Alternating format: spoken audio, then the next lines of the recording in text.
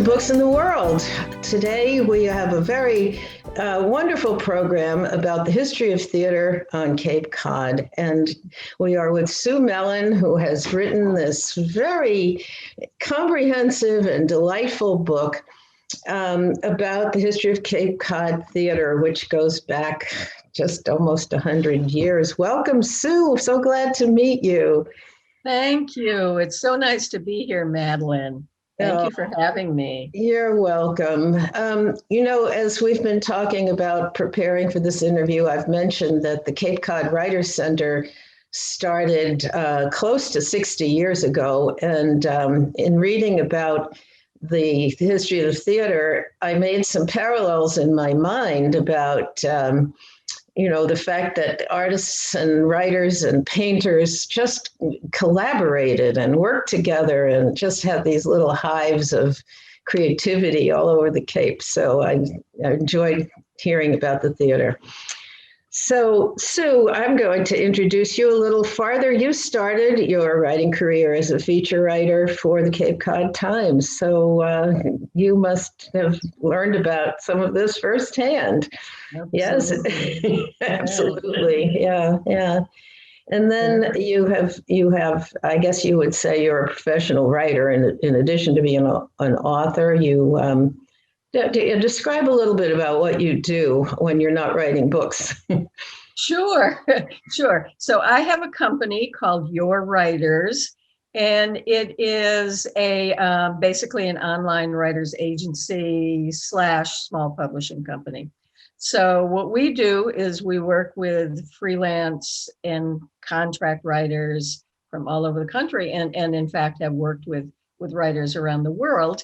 And we write for companies, corporations, associations, thought leaders, and we've done, I would say 20 books as a part of the company, and that's often ghostwriting or co-writing or serious editing for CEOs about leaders. Great to know. I think that people who don't know that your company exists and that perhaps others like this can flock right to your website, and we'll be giving yourwriters.com a little credit line. And I think that it is a very interesting venture. Now, the history of the theater on Cape Cod, back to that, I have to say I was looking at some of the reviews on your website or Amazon, and I had to just read this one. It says, a history of theater on Cape Cod is so thoroughly researched and accessible. Reading it, one can feel the sand between the boards. Love it. I just love it. It gave me such a deep appreciation for the roots of the theater, a reverie of what came before. We stand on the shoulders of passionate giants. So absolutely. Don't you love it? And I'm sure I'm sure you know the writer, Nina Schuessler, producing artistic director, Cape Cod. Yes, absolutely. Yes. Absolutely. That's a wonderful theater company. Good. Company. And they've been around 70 years.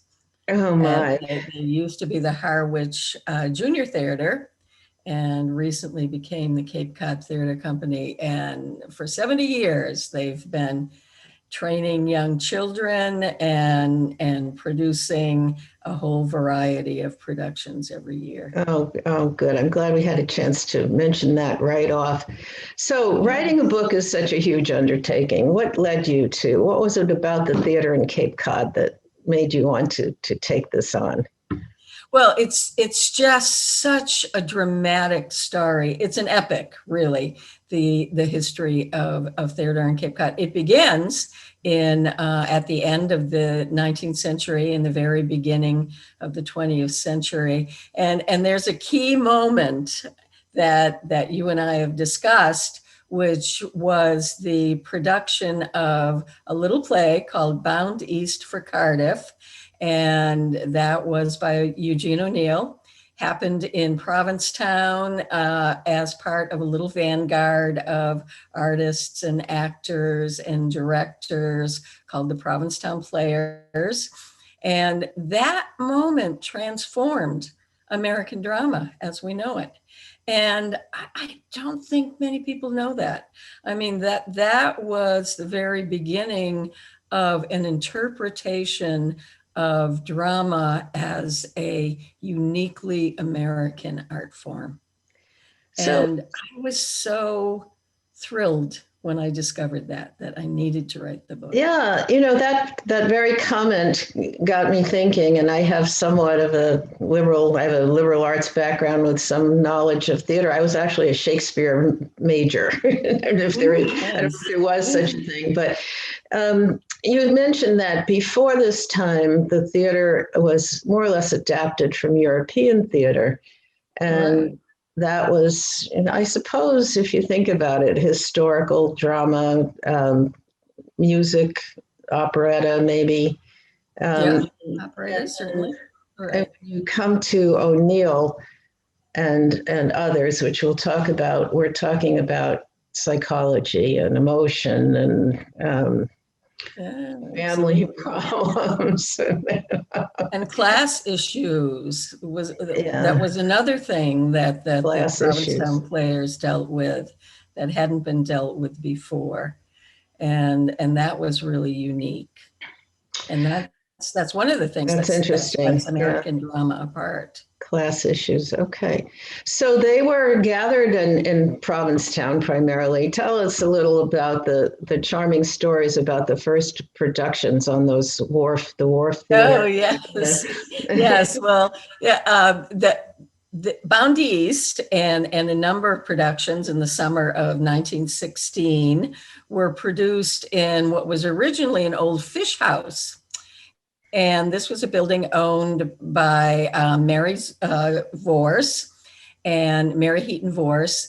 And she actually donated this building to the Provincetown Players, to what at that time, actually, they weren't even called the Provincetown Players. It was just a little vanguard of artists and actors and directors. And until that time, they actually produced plays, their own plays, in their own homes. So finally, they had this little fish house from Mary Heaton Vorse on what is now Lewis Wharf in Provincetown. And they produced Bound East for Cardiff and a number of other productions that summer of 1916. And there's actually a wonderful story about the opening night of Bound East. And it was pouring rain and there were thunderstorms. So the old fish house was actually shaking. And then later it shook with applause. So, And you also say that I'm not sure it was the same production, but the back of the theater was open and that the sea was actually the backdrop. Yeah. yes, absolutely. And Yeah. in fact, that's true. And in Yeah. fact, that was part of Bound East for Cardiff. And interestingly, a few years ago, I went to a production by Provincetown Dramatic Arts of Eugene O'Neill's Anna Christie.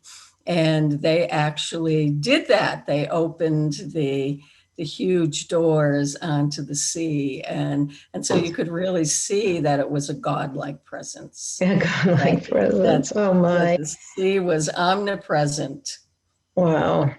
So they moved to the Barnstormer Theater after they either outgrew or it fell down or they just needed to expand. Tell us a little bit about that part of the history. Well, actually, the early Wharf Theater was swept away by a storm in 1922. And so at that point, yes, a bookseller and sometime playwright, sometime actor, Frank Shea, who had a wonderful bookstore in Greenwich Village. And in fact, it's part of Greenwich Village history.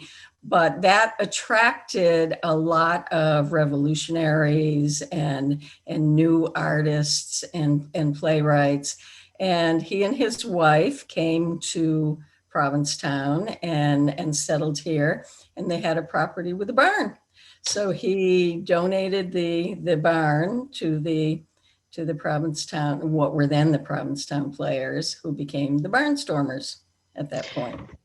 Well, I read in some publicity about Provincetown that there are some people who think Paul Robeson played on that stage in the play Emperor Jones, Eugene O'Neill's Emperor Jones. It may not be true, but leading onto that subject, who are some of the names, the big names that some people, or many people, will remember today, who were involved in the 20s, 30s, 40s, and beyond in that era? Yeah. Sure. So there was a wonderful group in Falmouth, in fact, called the University Players.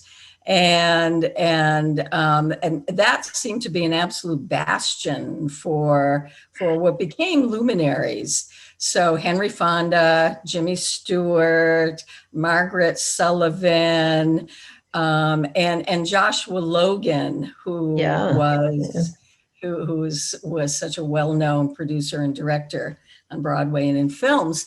And in fact, he wrote in his autobiography about what it was like to be starving artists together in West Falmouth. And it's a wonderful, wonderful story. We jumped over to Falmouth, but let's jump back to the story about Dennis. How did the people who were mostly in Provincetown expand and move out? So we're going to the Cape Playhouse. Yeah. So the Provincetown Players and the groups around them, the artists and actors around them, did in fact in the 20s and 30s start moving outward. And one of the places that one of them went was Dennis. And that was Raymond Moore. And he had been a Provincetown player and had also acted with the Barnstormers. And he wanted and was doing some playwriting on his own. And what he wanted was to open a theater complex. From the very beginning, he had the idea of not just a theater, but a complex in the business district of Cape Cod, which was even then the sort of business, more populous area of Cape Cod. And so he found an old building, the Nabscusset Meeting House, which had been built in 1790. And he had that moved to a plot of land, a 3-acre plot in Dennis. And that was the beginning of what, for all of these years, for now almost 100 years, has been the art complex that houses the Cape Playhouse and the Cape Cinema and the Cape Museum of Art and a number of other buildings. What a treasure! So that was that was in the what year again? Can you just go back? Actually, 1927 was the first production at the Cape Playhouse. And that first production starred Basil Rathbone. Speaking of star power. Speaking of that. So a couple of things I just want to remind people that part of why the Cape was so popular, two things, was the heat in New York that closed the theaters in the summer and the railroad. And, you know, they knew how to get up here. They took ferries and trains and they really loved coming. So we've talked a little bit about the Cape Playhouse without mentioning Richard Aldrich and his wife. Gertrude Lawrence. Yeah, and she's Mrs. A, and she sounds like a lively person and well known in acting for other things. You think of The King and I. The King and I, yeah. What year are we going? We're going back in now to the 40s, perhaps? Yeah, late 30s. Yeah. Early 40s, right? And she actually became, well, for one thing, she was an incredible businesswoman. She had an incredible business mind. She was not just a great actress. But for instance, the what became the Melody Tent, which was originally the Cape Music Circus, was her idea.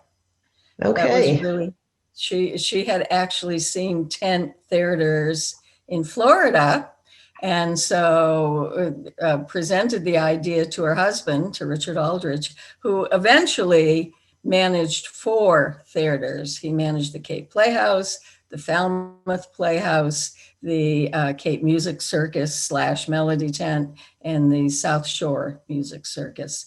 And when she told him how successful these tent theaters had been in Florida, he decided to give it a try. And so that's how we got the Melody Tent. Yeah, and it seats over 1,000 people, and it's a big adjustment from the little theaters that started in Provincetown. Right. I'm thinking about some of the efforts that he had something to do with at the Falmouth Playhouse. That and what happened. Can you just briefly go over what happened then in Falmouth and where we are today? Okay. Okay, thank you. Sure. So the Falmouth Playhouse was an absolute jewel in the crown of Cape Cod theater, and that was built in the early 30s, and it was this magnificent structure. No barns here. This is not a makeshift barn or a makeshift fishing house.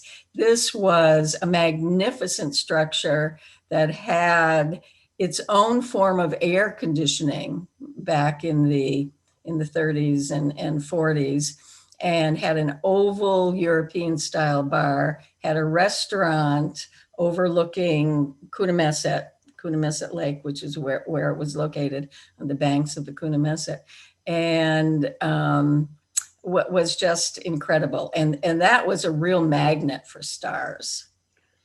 In fact, there's a great little piece of theater trivia, which is that Tallulah Bankhead actually christened the Falmouth Playhouse by smashing a champagne bottle on a prop.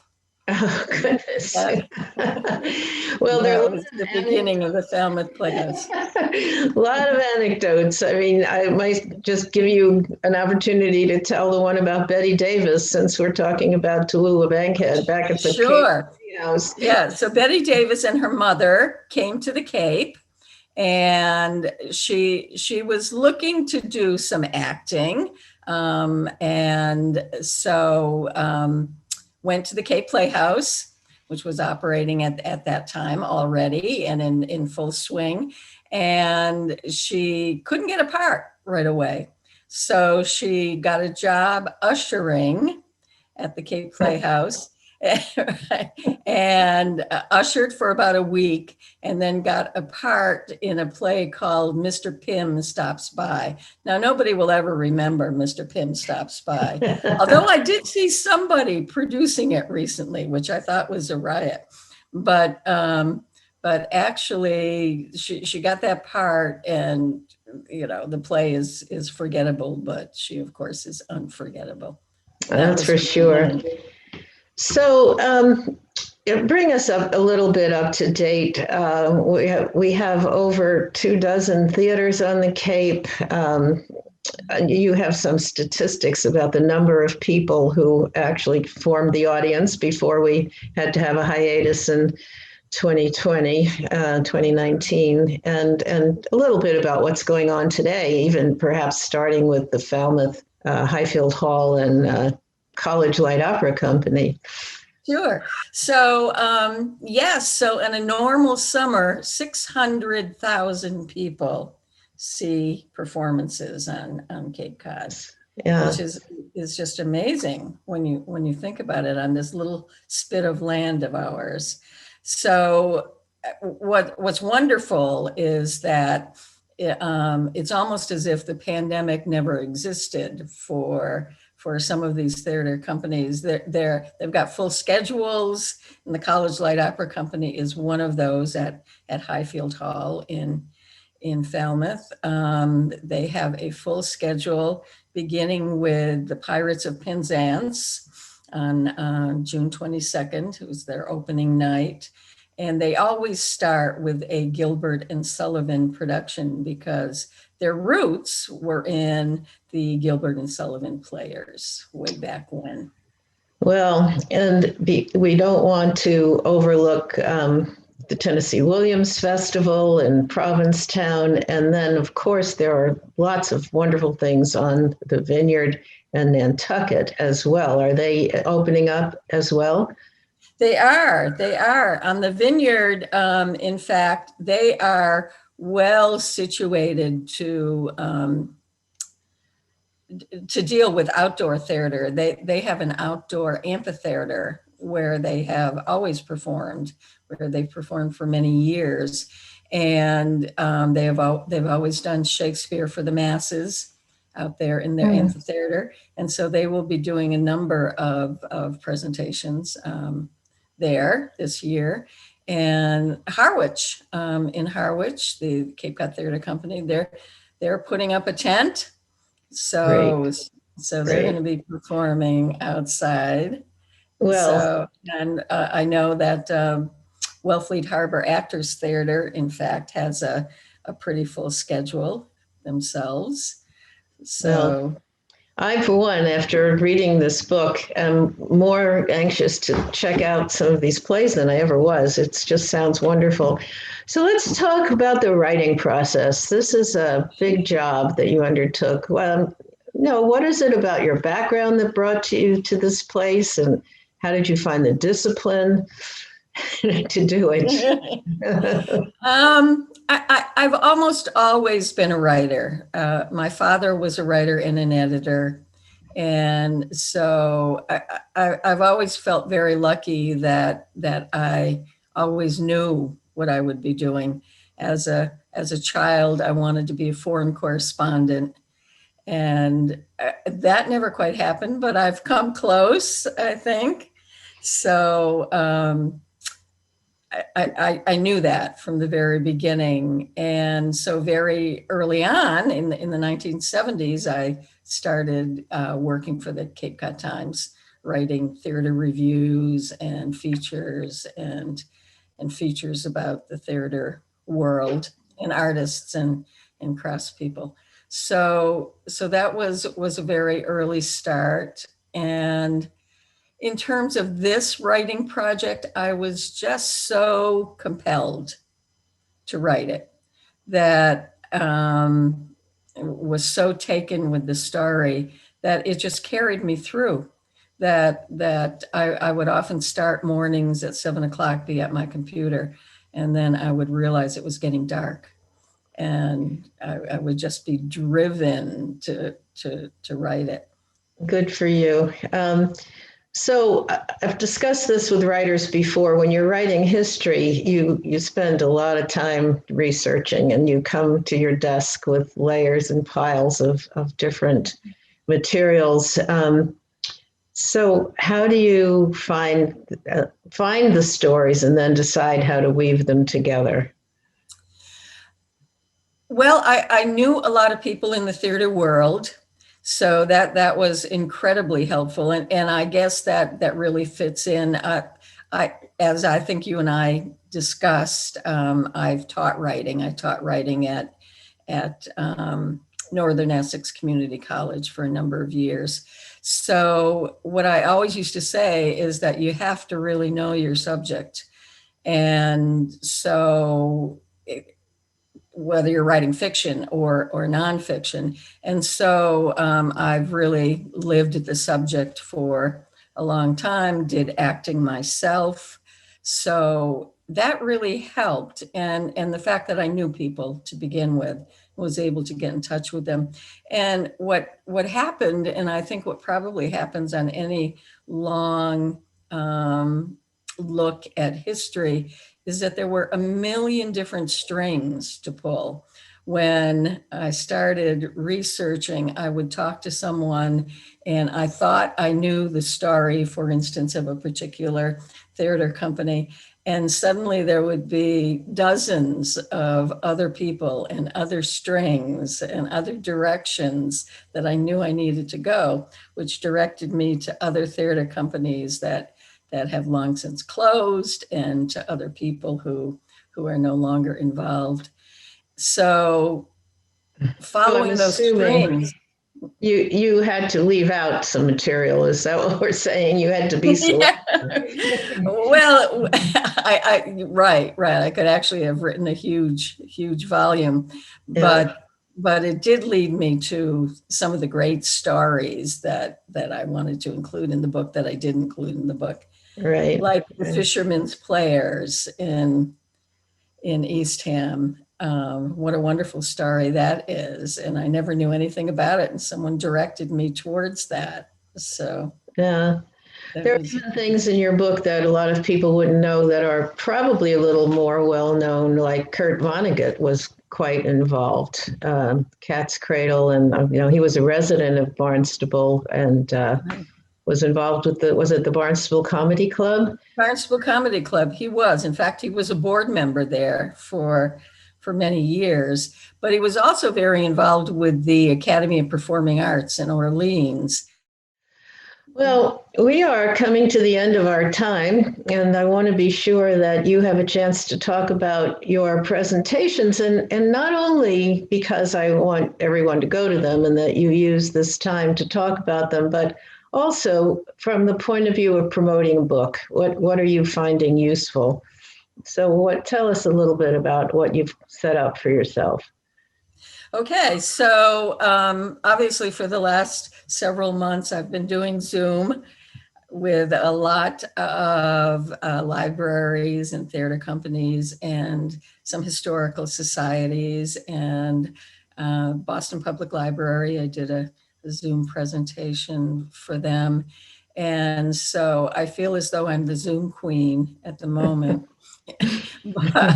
but what's really nice is that personal appearances are starting again. So I have three really important ones coming up. One is at the Tuitt Center for the Arts, and that's on the 13th at 4 in the afternoon. And then one is at the Cape Playhouse on the 17th, and that's at 5:30, and it's an invitation RSVP affair, but that's going to be a lovely reception and book signing. And then there is another at Highfield Hall for College Light Opera Company, Wonderful, wonderful. 22nd. And that's also a reception for their donors and subscribers. Nice. Okay, so I assume if people want to get in touch with you, they will go to your website or you have one website for this book. Right, I do. Yes. Okay, and it's called, well, we will show this on the screen, History of Theater on Cape Cod. I'm going to say goodbye for now, and we'll look forward to seeing you at the theater.